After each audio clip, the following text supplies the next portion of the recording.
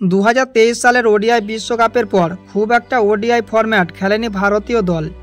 2024 সালে শ্রীলঙ্কার বিরুদ্ধে মাত্র একটি একদিনের সিরিজই খেলেছিল ভারতীয় দল, সেখানেও দেখতে হয়েছিল হারের মুখ।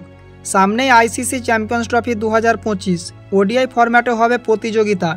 বিশ্ব টেস্ট চ্যাম্পিয়নশিপের ফাইনাল থেকে ছিটকে যাওয়ার পর ভারতের চোখ এখন চ্যাম্পিয়ন্স ট্রফির দিকে। তার আগে ইংল্যান্ডের বিরুদ্ধে একদিনের সিরিজ খেলতে নামবে টিম ইন্ডিয়া। ইংল্যান্ডের বিরুদ্ধে সিরিজই একাধিক ক্রিকেটারের অগ্নি পরীক্ষা হতে চলেছে। ইংল্যান্ড সিরিজ ও আইসিসি চ্যাম্পিয়ন্স ট্রফিতে সম্পূর্ণ নতুন ওপেনিং জুটি দেখা যেতে পারে ভারতীয় দলে, যা আগে ওডিআই ফরম্যাটে দেখা যায়নি। এর আগে ওডিআই ফরম্যাটে বিশ্বকাপ ও শ্রীলঙ্কা সিরিজ ও একাধিক প্রতিযোগিতায় ভারতীয় দলের হয়ে ইনিংস শুরু করতে দেখা গিয়েছিল রোহিত শর্মা ও শুভমন গিলকে, কিন্তু রোহিতের বর্তমান ফর্ম একেবারেই খারাপ। গিলেরও রয়েছে ধারাবাহিকতার অভাব, এই কারণে নতুন ওপেনার দেখা যেতে পারে ওডিআই ফরম্যাটে। এদিকে সবকিছু ঠিকঠাক চললে ওয়ানডেতে অভিষেক হতে পারে যশস্বী জয়সওয়ালের।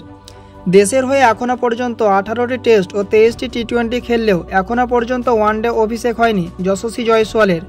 সেই অপেক্ষার অবসান হতে পারে ইংল্যান্ড সিরিজে। এমনকি আসন্ন চ্যাম্পিয়ন্স ট্রফিতে যশস্বী জয়সওয়ালে থাকার সম্ভাবনা সবচেয়ে বেশি।